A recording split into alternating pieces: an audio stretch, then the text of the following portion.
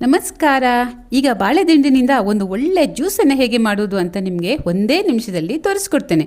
ದಿಂಡಿನ ಹೊರಗಿನ ಸಿಪ್ಪೆ ಸುಲಿದು ತೆಳುವಾಗಿ ಸ್ಲೈಸ್ ಮಾಡಿ ಮಿಕ್ಸಿ ಜಾರಿಗೆ ಹಾಕ್ಕೊಂಡು ಸ್ವಲ್ಪ ಗಟ್ಟಿ ಮಜ್ಜಿಗೆಯನ್ನು ಹಾಕಿ ಮತ್ತು ಸಾಕಷ್ಟು ನೀರು ಸೇರಿಸಿ ಇದನ್ನು ನಯವಾಗಿ ರುಬ್ಬಿಕೊಳ್ಳಿ. ನಂತರ ಸೋಸುವ ಜಾಲರಿಯಲ್ಲಿ ಚೆನ್ನಾಗಿ ಸೋಸಿಕೊಳ್ಳಿ. ಹೇರಳ ನಾರಿನಂಶ ಮತ್ತು ಪೊಟ್ಯಾಷಿಯಂ, ವಿಟಮಿನ್ B6 ಇರುವ ಈ ಬಾಳೆದಿಂಡಿನ ಜ್ಯೂಸನ್ನು ನೀವು ನಿಯಮಿತವಾಗಿ ಸೇವಿಸಿದರೆ ನಿಮ್ಮ ಕಿಡ್ನಿಯ ಕಲ್ಲುಗಳು ಕರಗಿ ಹೋಗ್ತವೆ.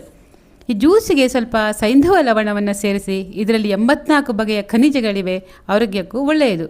ಪರಿಮಳಕ್ಕೆ ಸ್ವಲ್ಪ ಇಂಗನ್ನು ಸೇರಿಸಿ ಚೆನ್ನಾಗಿ ಕದಡಿ. ಈ ಜ್ಯೂಸು ದೇಹದ ವಿಷಕಾರಿ ಅಂಶವನ್ನು ಕೂಡ ತೆಗೆದುಹಾಕಿ ರಕ್ತದ ಒತ್ತಡವನ್ನು ಕೂಡ ನಿಯಂತ್ರಿಸುತ್ತದೆ. ಬೆಳಗ್ಗೆ ಖಾಲಿ ಹೊಟ್ಟೆಯಲ್ಲಿ ಕುಡಿದರೆ ಇದು ಹೆಚ್ಚು ಪರಿಣಾಮಕಾರಿಯಾಗಿರುತ್ತದೆ.